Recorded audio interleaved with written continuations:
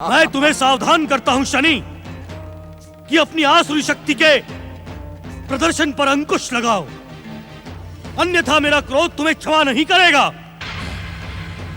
ये न भूलें शनिदेव कि बालक ध्रुव का जन्म जगदीश्वर भगवान श्री विष्णु की कृपा से हुआ है। अनेक प्रयत्न करने पर भी तुम उसका बाल भी बांका नहीं कर सकते।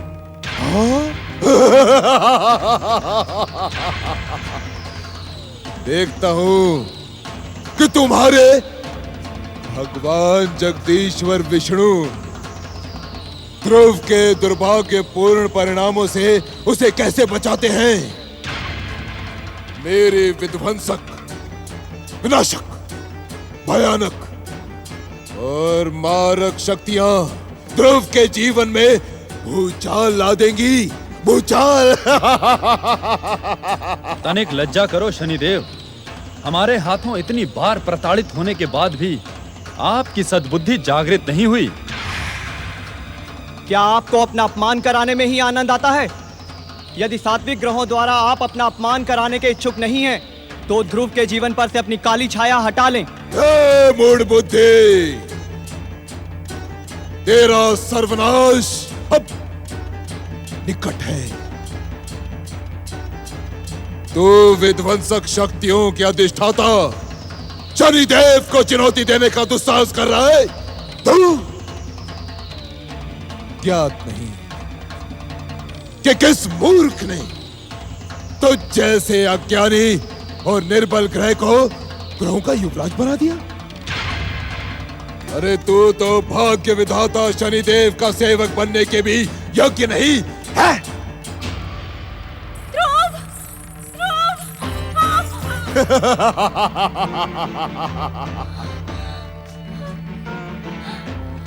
हमने ध्रुव को पहले ही सावधान कर दिया था, किंतु जिसके भाग्य में ठोकरे खाना लिखा हो, जो हमारे क्रोध और कुदृष्टि का भोग बन गया हो, वो आप सब और भगवान विष्णु की सहायता पाकर भी कदापि सफल नहीं हो सकता। मूढ़ बुद्धि शनि, जिन्होंने अपनी इच्छा मात्र से इस संसार की रचना की हो, जो इस संसार के कण कण में निवास करते हो, तू अपनी मूढ़ता में उन्हें चुनौती देने का दुस्साहस कर रहा है। क्यों अपने सर्वनाश को आमंत्रित कर रहा है? सावधान, भगवान विष्णु का क्रोध तुम्हारे सर्वनाश का कारण न बन जाए। मुझे आश्चर्य है आप सबकी बुद्धि पर। आसुरी और विध्वंसक शक्तियों के प्रतिनिधि मधु कैटभ के सम्मुख आपने अपने भगवान विष्णु का क्रोध और पराक्रम नहीं देखा? कैसा छल करके उसने उन दोनों दैत्य वीरों का वध किया। आपने सत्य कहा शनिदेव, छल विष्णु के तत्व का दूसरा नाम है। उस छलिया विष्णु ने मोहिनी अवतार धारण करके छल से अमृतपान देवताओं को करवा दिया। परमवीर मधु कैटभ के सन्मुख जब उसका पराक्रम और चक्र सुदर्शन पराजित हो गया, तब उसने मातृशक्ति की सहायता से मधु कैटभ को भ्रमित करवा दिया।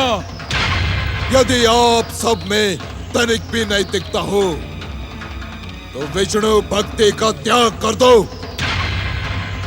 और शनिदेव की शरण में आ जाओ।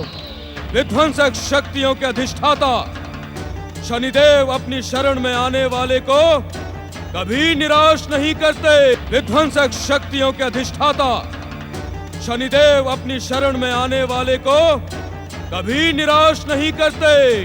दुष्ट बुद्धि स्वार्थी राहु, तनिक भगवान विष्णु की कृपा का ध्यान कर। अमृत पान की चोरी का दंड देते समय भक्त वत्सल भगवान ने तुम्हें जीवित रखा। मुझे जीवित तुम्हारे भक्त वत्सल भगवान की कृपा ने नहीं, अपितु अमृतपान ने रखा है। यदि मैंने अमृतपान न कर लिया होता, तो तुम्हारा छलिया विष्णु मेरा सर्वनाश करने में एक क्षण का भी विलंब नहीं करता। आज तुम्हारा परम विष्णु भक्त ध्रुव अपने पिता से न्याय और अधिकार मांगने जा रहा है, किंतु जिस व्यक्ति के कुंडली में शनिदेव की 7.5 की महादशा चल रही हो, वो भाग्य विधाता शनिदेव की इच्छा के बिना किसी को क्या न्याय और क्या अधिकार प्रदान करेगा?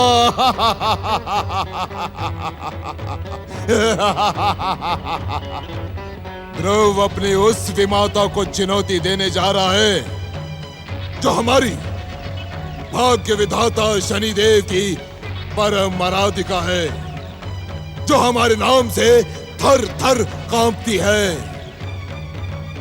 ध्रुव अपने अभियान में कदापि सफल नहीं होगा, कदापि नहीं।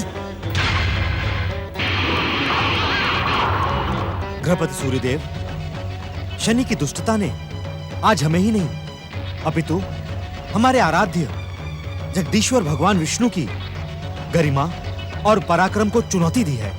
गृहपति सूर्यदेव, आप शीघ्र निर्णय करें। हम शनि को उसकी दुष्टता के लिए क्षमा नहीं करेंगे।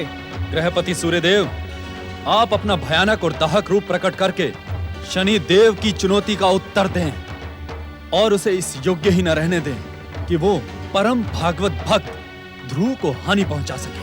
आप सत्य कह रहे हैं चंद्रदेव।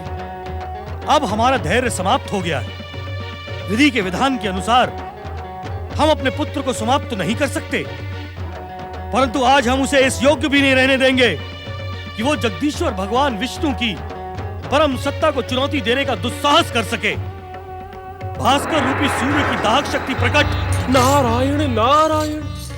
देवगुरु, सूर्यदेव से कहें कि वे शनिदेव को दंडित ना करें। ये आप क्या कह रहे हैं देवर्षि? शनि को उसकी दुष्टता का दंड देना क्या अनुचित है?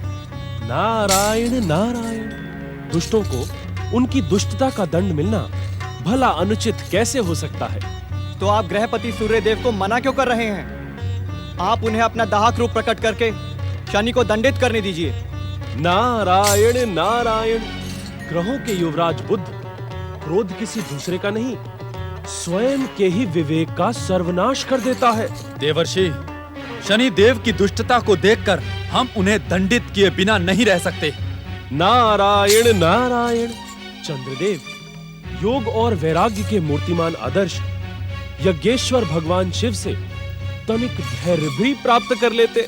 तुम क्या कहने के इच्छुक हो नारद? और क्यों शनिदेव की दुष्टता को क्षमा दिलवाने का प्रयास कर रहे हो? नारायण नारायण। मैं किसी की दुष्टता को क्षमा दिलवाने का प्रयास नहीं कर रहा हूं देवगुरु। तो आप हमें दंड देने के लिए मना क्यों कर रहे हैं? सूर्यदेव, आप इस सत्य से भली भांति परिचित हैं कि विध्वंसक शक्तियों के अधिष्ठाता शनिदेव भी जगदीश्वर भगवान विष्णु के इस इच्छा संसार का एक आवश्यक अंग है। नारायण नारायण। अर्थात ये बात जगदीश्वर त्रिलोकीनाथ भगवान विष्णु ने स्वयं मुझसे कही है कि शनिदेव जो भी कार्य करते हैं वो उन्हीं की इच्छा का परिणाम है। नारायण नारायण। हम इस सत्य से अनभिज्ञ नहीं है नारद कि संसार का एक कण भी बिना जगदीश्वर भगवान विष्णु की इच्छा के यहां से वहां नहीं होता। तब तो विध्वंसक शक्तियों के अधिष्ठाता शनिदेव की इच्छाओं को संचालित करने वाले भगवान विष्णु पर विश्वास करे। शनि की दुष्टता असहनीय है देवर्षि। परम भागवत भक्त ध्रुव का जीवन अहंकारी शनि ने कष्ट और विपत्तियों में डाल दिया है। आप ही बताएं कि इस स्थिति में हमारा क्या करना उचित होगा? नारायण नारायण।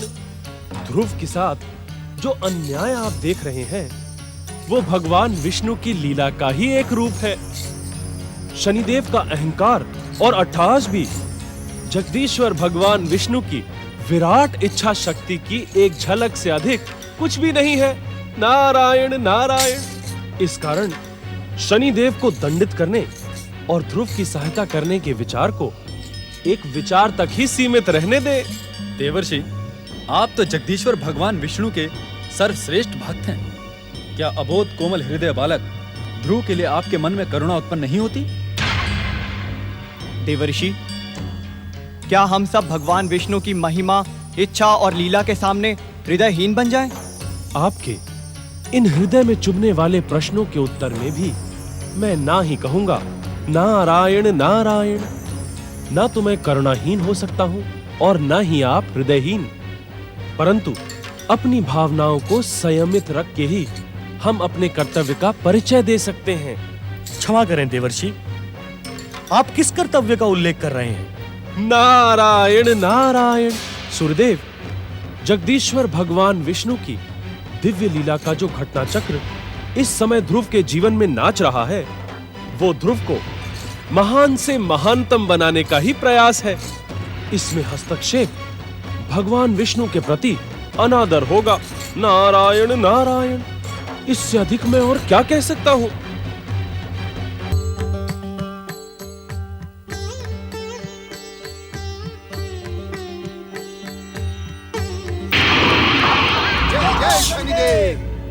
परम मित्र साढ़े साथी, ध्रुव जैसे अबोध बालक का जीवन यदि हमने संकट में डाल दिया तो हमारे भाग्य विधाता स्वामी हमारे सभी अपराधों को क्षमा कर देंगे। किंतु उसे संकट में डालेंगे कैसे? तुम निश्चिंत रहो मित्र साढ़े साथी। भैया और साढ़े साथी, यदि किसी पराक्रमी पुरुष के जीवन में प्रवेश करते हैं तो उसका जीवन भी भयानक संकटों में उलझा देते हैं। देखो, वो आ रहा है, चलो। बोलो शनि देवाय नमः। बोलो शनि देवाय नमः। चकित ना हो बालक। बालक, बोलो शनि देवाय नमः। शनि देवाय नमः। देवाय नमः।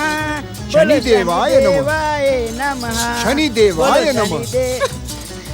सुनीति पुत्र ध्रुव, हम तुम्हारे लिए शनिदेव का संदेश लेकर आए हैं। शनि देव का संदेश सुनो।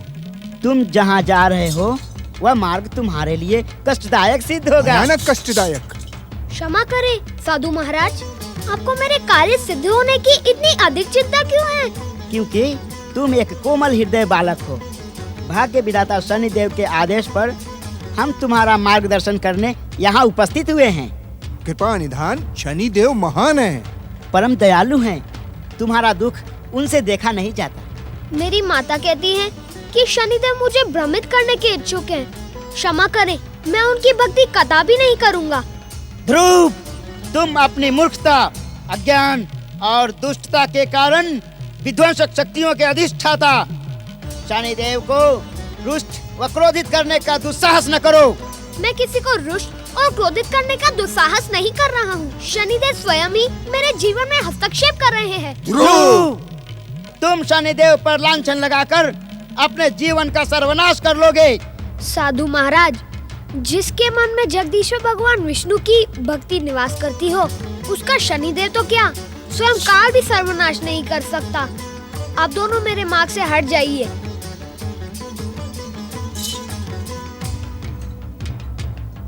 कर क्यों नहीं सकते?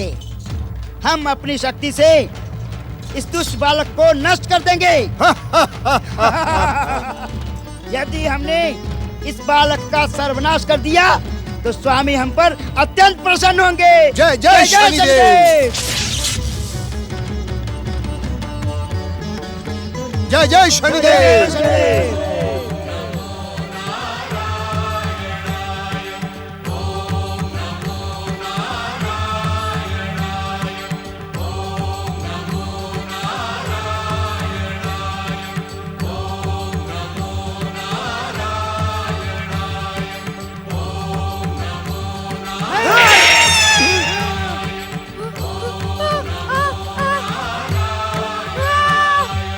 मुझे तो ये बालक मायावी लगता है।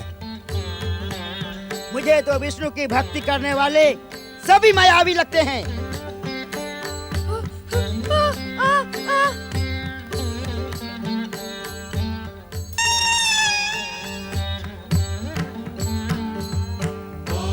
चलो, शनिदेव का नाम लेकर आज इस माया को भी समाप्त कर देते हैं। चलो। आओ।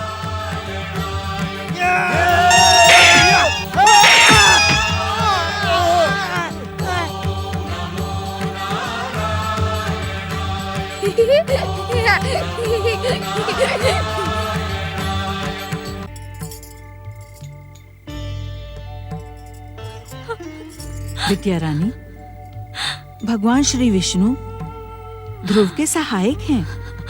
वे उसका कुछ भी अनिष्ट नहीं होने देंगे। वो कहीं भटक गया होगा, किंतु वो अवश्य हमारे पास लौट कर आएगा। अवश्य आएगा बिटिया, अवश्य आएगा। सुखिया माई, भगवान विष्णु हमारी कठोर परीक्षा ले रहे हैं। उधर शनिदेव हमारे पुत्र ध्रुव का जीवन संकट में डालने का कोई अवसर नहीं छोड़ेंगे।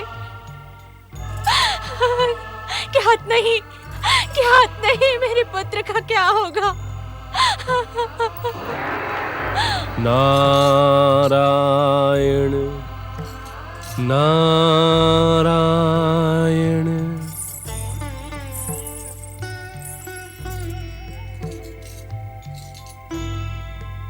महारानी सुनीति, ऐसे कठिन अवसरों पर प्राय भक्तों की भगवान पर से आस्था डिग जाती है। न उन्हें स्वयं पर विश्वास रहता है और न ही अपने आराध्य पर। मैं क्या करूं देवर्षि, मैं क्या करूं? मेरा पुत्र ध्रुव कहीं चला गया है। महारानी सुनीति, जब वर्षों से आप भयानक से भयानक कठिन परीक्षाएं देती आ रही हैं, तो इस समय भी अधीर क्यों हो रही हैं? प्रभु पर विश्वास रखें। आपके ध्रुव का कोई कुछ अनिष्ट नहीं कर पाएगा। आप तो नारायण भगवान के परम भक्त हैं नारद मुनि। आप ही बताएं, यदि भगवान नारायण हम पर प्रसन्न होते तो क्या हमारे लाडले ध्रुव को हमसे बिछड़ने देते? बिटिया रानी को इस प्रकार असहाय और दुखी रखते? नारायण नारायण। देवर्षि, हमें भली भांति ज्ञात है कि प्रभु हमारी परीक्षा ले रहे हैं। आप भी यही कहने वाले थे ना? आज तक मैंने अपने पुत्र को यही कहकर समझाया है, परंतु सच कहूं, अब तो अपनी ही बात पर से मेरा विश्वास उठने लगा है।